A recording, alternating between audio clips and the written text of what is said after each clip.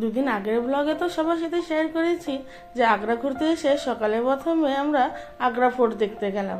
তো আগ্রা ফোর্ট দেখে নিয়ে তারপরে দুপুরে খাওয়া দাওয়া সেরে সিধা চলে আসলাম তাজমহল দেখতে। তো তাজমহল দেখার জন্য আমরা সমস্ত সিকিউরিটি বা চেকিং পাস করে ভিতরে চলে এসেছি। তো ভিতরে আসার সময় কিন্তু আপনার সবাইকে টিকিট করে নিতে হবে। তো আমাদের টিকিটগুলো আমাদের যে গাইড ছিলেন উনি আগের থেকে করে রেখেছিলেন, তো আমাদের আর নিজের থেকে কোনো টিকিট কাটতে হয়নি। তো আমরা অলরেডি ভিতরে চলে আসছি। এখন এই মুখ্য গেটটা দিয়ে ভিতরে আমরা প্রবেশ করব তাজমহল দেখতে।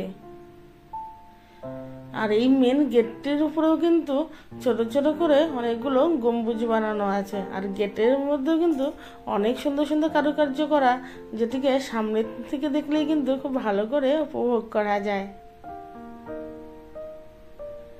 তো অলরেডি আমরা ভিতরে চলে এসেছি। আর ভিতরে ঢোকার সাথে সাথে যখন এখান থেকে তাজমহলটাকে দেখতে পেলাম, যেন চোখই সরাতে পারছিলাম না। ওদিকে তাকানোর সাথে সাথে যেন মনটা একদম মুগ্ধ হয়ে গেল। ভীষণই সুন্দর এই সাদা পাথরের মার্বেলের তৈরি তাজমহল, যেটিকে নিজের চোখে না দেখলে কিন্তু এর সৌন্দর্য উপভোগ করা মুশকিল। আগ্রার এই যমুনা নদীর তীরে এই এত সুন্দর এই তাজমহলটি পৃথিবীর সপ্তম আশ্চর্য জিনিসের মধ্যে একটি। আর এটি সুন্দর হবে না সেটি তো কখনো হয় না। তো আমরা ওখানে দাঁড়িয়ে তাজমহলের কিছুটা ফটোশুট করে নিয়ে তো এখন আস্তে আস্তে ভিতরের দিকে আগাচ্ছি। যতই সামনে আগাচ্ছি ততই যেন তাজমহলের সৌন্দর্যের সামনে মুগ্ধ হয়ে যাচ্ছি। ফটোতে হোক কিংবা ভিডিওতে এর সৌন্দর্য কিন্তু উপভোগ করা মুশকিল, যতক্ষণ না অবধি নিজের চোখে সামনে থেকে দেখা যাচ্ছে। আর প্রতিদিন কিন্তু প্রচুর মানুষ আসে এখানে তাজমহল দেখার জন্য। তবে তাজমহল দেখতে আসলে শুক্রবার করে কিন্তু অবশ্যই কেউ আসবে না, কারণ শুক্রবারে এখানে তাজমহল বন্ধ থাকে।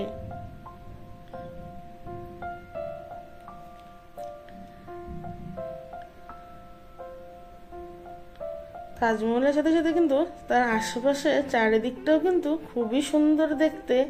আর চারদিকে নানান রকমের গাছপালা বা ফুলের বাগান কিন্তু দেখে যেন মনটা মুগ্ধ হয়ে যাচ্ছিল। প্রচুর মানুষ আসছে তাজমহলের সৌন্দর্য উপভোগ করতে।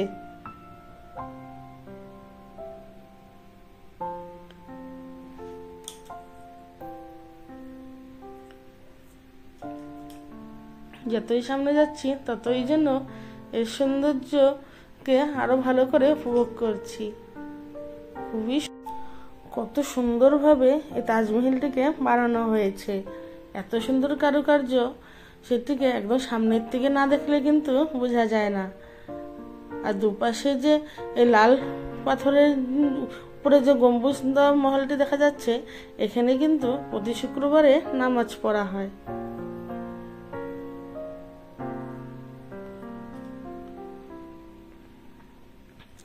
তো বাইরের থেকে ঘুরে নিয়ে চারদিকটা দেখে এখন আমরা চলে যাব তাজমহলের ভিতরের দিকে।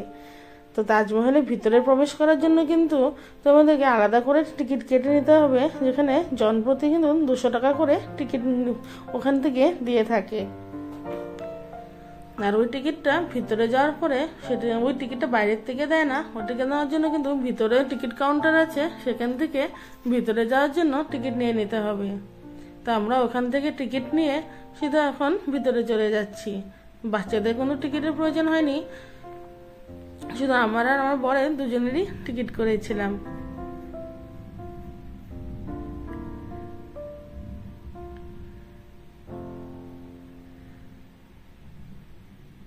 খুবই সুন্দর এই সাদা পাথরের তৈরি এই তাজমহল। কাঠের বানানো এই সিঁড়ি দিয়ে আস্তে আস্তে করে আমরা উপরে চলে যাচ্ছি তাজমহলের ভিতরে প্রবেশ করার জন্য। আর এই তাজমহলের ভিতরেই কিন্তু রয়েছে মমতাজ মহল আর শাহজাহানের কবর। শাহজাহান তার স্ত্রীকে এতটাই ভালোবাসতেন যে তার জন্য এই তাজমহলটি সে নির্মাণ করেছিলেন। আর তাজমহলের গায়ে এত সুন্দর কারুকার্য, যেগুলো দেখে কিন্তু মন মুগ্ধ হয়ে যায়।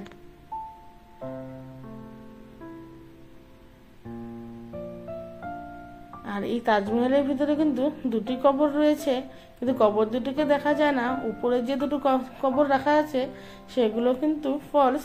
আসল কবরটা এই গম্বুজের নিচে, মানে ভিতরের যেটা বেসমেন্ট আছে তার নিচে কিন্তু অরিজিনাল কবরটা রাখা আছে। ওই যে দেখুন চারদিকে যে একটু ঘেরা দেওয়া আছে, ওর নিচ দিয়ে কিন্তু সিঁড়ি করা আছে। এই এই এদিক দিয়ে নিচে গিয়ে কিন্তু মেন যে কবর আছে সেদিকে রাখা।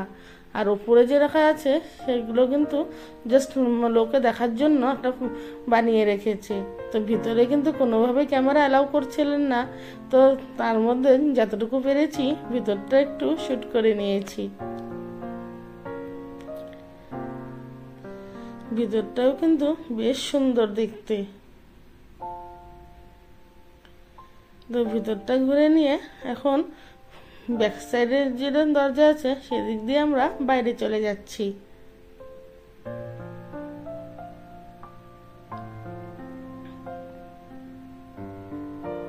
আগ্রা ঘুরতে আসলে কিন্তু অবশ্যই একবার তাজমহল ঘুরতে আসবে, দেখবেন মন কিন্তু একদম ভালো হয়ে যাবে। ভালোবাসার এই দর্শন নিজের চোখে না দেখলে কিন্তু বিশ্বাস করা যায় না যে এত সুন্দর হতে পারে। এই যমুনা নদীর তীরে এই তাজমহল, মনে হয় এখানে আসলে পরে সারাটা দিন এখানে বসে থাকি।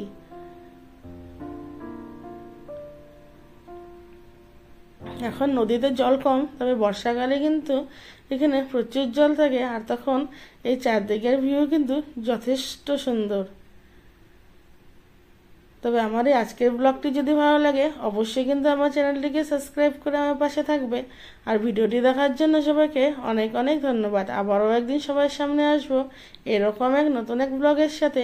ততক্ষণের জন্য সবাই ভালো থাকবে, সুস্থ থাকবে।